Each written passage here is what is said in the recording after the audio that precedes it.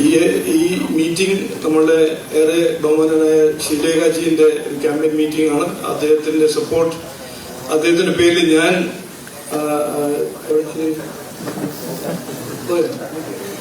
ബി.ജെ.പിയുടെ സംസ്ഥാന അധ്യക്ഷനും നേമം മണ്ഡലത്തിലെ ബി.ജെ.പി സ്ഥാനാർത്ഥിയുമായ രാജീവ് ചന്ദ്രശേഖരൻ പ്രസംഗിക്കുന്നതാണ് പ്രേക്ഷകർ കേട്ടതും കണ്ടതും.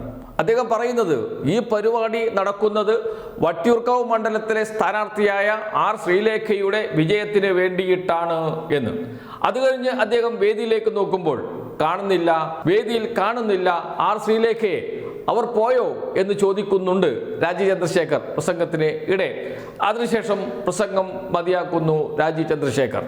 പിന്നീട് നടന്ന സംഭവങ്ങൾ പ്രേക്ഷകർക്ക് മറ്റൊരു ദൃശ്യവും കൂടി കാണാം. ഹാളിന് പുറത്തു നിൽക്കുന്ന ആർ ശ്രീലേഖ സംസാരിച്ചു കൊണ്ടിരിക്കുകയാണ്.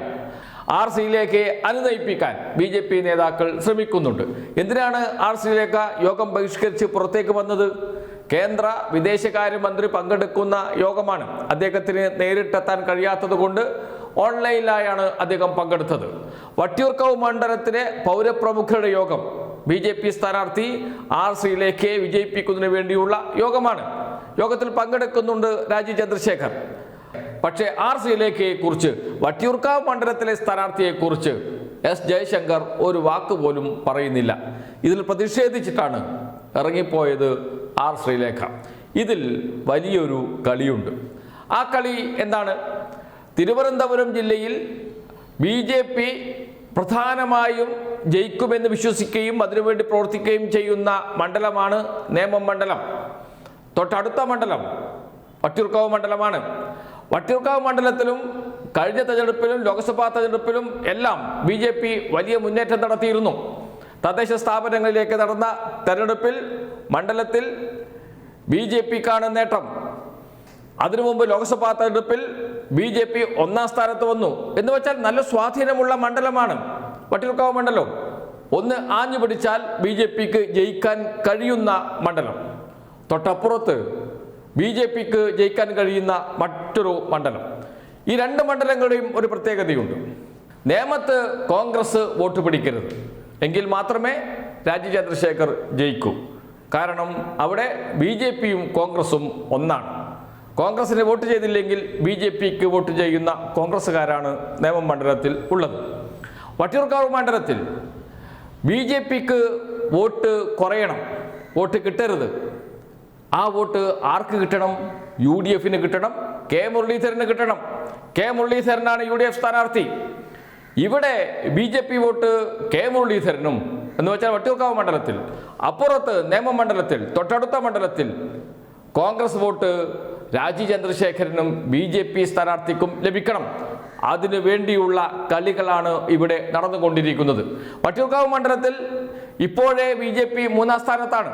എന്ന് വെച്ചാൽ ലോക്സഭാ തെരഞ്ഞെടുപ്പിൽ ഒന്നാം സ്ഥാനത്ത്, തദ്ദേശ സ്ഥാപനങ്ങളിലേക്ക് നടന്ന തെരഞ്ഞെടുപ്പിൽ ഒന്നാം സ്ഥാനത്ത് നിൽക്കുന്ന ബി.ജെ.പി ഇപ്പോൾ തന്നെ മൂന്നാം സ്ഥാനത്തേക്ക് പോയി കഴിഞ്ഞു.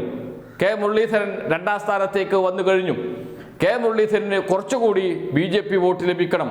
അതിനുവേണ്ടി ശ്രീലേഖയെ ഇടിച്ച് താഴ്ത്തണം, പരമാവധി അപമാനിക്കണം, പ്രചരണ പ്രവർത്തനങ്ങൾ നടത്താതിരിക്കണം, പ്രചരണ പ്രവർത്തനം നടക്കുമ്പോൾ സ്വീകരിക്കാൻ ആളില്ലാതിരിക്കണം. ഇതൊക്കെ ഇപ്പോൾ മണ്ഡലത്തിൽ നടന്നുകൊണ്ടിരിക്കുകയാണ്. എന്തിനു വേണ്ടി? കെ മുരളീധരനെ ജയിപ്പിക്കാൻ വേണ്ടി. നേരെ തിരിച്ച് അപ്പുറത്ത് നേമമണ്ഡലത്തിൽ സമാനമായ സ്ഥിതിയാണ്. ബി.ജെ.പി കേന്ദ്രങ്ങളിലേക്കൊന്നും ശബരിനാഥ് യു.ഡി.എഫ് സ്ഥാനാർത്ഥി, കോൺഗ്രസ് സ്ഥാനാർത്ഥി പോകുന്നേയില്ല. അതേക്കുറിച്ച് വി ശിവൻകുട്ടി വാർത്താ സമ്മേളനം വിളിച്ച് പറഞ്ഞിരുന്നു. എവിടെയും പ്രചാരണത്തിന് എത്തുന്നില്ല കോൺഗ്രസ് സ്ഥാനാർത്ഥി, യു.ഡി.എഫ് സ്ഥാനാർത്ഥി. എന്തുകൊണ്ട് എന്ന് ചോദിച്ചപ്പോൾ ഞങ്ങൾ എവിടെ പ്രചാരണം നടത്തണമെന്ന് ഞങ്ങൾ തീരുമാനിക്കും എന്നാണ് പറഞ്ഞത് ശബരിനാഥ്. എന്ന് വെച്ചാൽ കൃത്യം ഡീലാണ്. ഇതിനോടൊപ്പമാണ് തിരുവനന്തപുരം മണ്ഡലത്തിൽ, അതോടൊപ്പം തന്നെ അരുവിക്കര മണ്ഡലത്തിൽ നടക്കുന്ന മറ്റൊരു കളിയും. ഇങ്ങനെ വിവിധ തലത്തിൽ കോൺഗ്രസും ബി.ജെ.പിയുമായി തിരുവനന്തപുരം മണ്ഡലത്തിൽ പരസ്പര ധാരണയുണ്ട്. അത് പ്രത്യക്ഷമായി തന്നെ പറയാൻ കഴിയുന്നത് നേമവും വട്ടിയൂർക്കാവും തമ്മിലാണ്. വട്ടിയൂർക്കാവിൽ ബി.ജെ.പി സ്ഥാനാർത്ഥിയെ പരമാവധി അപമാനിക്കുകയും പ്രചാരണ പ്രവർത്തനങ്ങൾ നടത്താതിരിക്കുകയും ചെയ്യുക എന്നതാണ് ബി.ജെ.പിയുടെ തന്ത്രം. അതാണ് ഇപ്പോൾ നടന്നത്. അതിൽ പ്രതിഷേധിച്ചാണ് ആർ ശ്രീലേഖ വേദി വിട്ട് പുറത്തുപോയത്. ഇങ്ങനെ അപമാനം സഹിച്ച് നിൽക്കേണ്ട കാര്യമില്ല, ബി ജെ പിയിൽ മത്സരിക്കേണ്ട കാര്യമില്ല, ബി ജെ പി സ്ഥാനാർത്ഥിയായി എന്ന ചിന്ത ആർ ശ്രീലേഖയിലേക്ക് വന്നിരിക്കുന്നു. ബലിയാടാക്കുകയാണ് ചെയ്യുന്നത് ആർ ശ്രീലേഖയെ. എന്തിനു വേണ്ടി? രാജീവ് ചന്ദ്രശേഖരനെ ജയിക്കാൻ വേണ്ടി. അതേപോലെ തന്നെ ഇപ്പുറത്ത് കെ മുരളീധരനെ ജയിക്കാൻ വേണ്ടി അവിടെ ശബരിനാഥിനെ ബലിയാടാക്കുന്നു കോൺഗ്രസ് നേതാക്കൾ.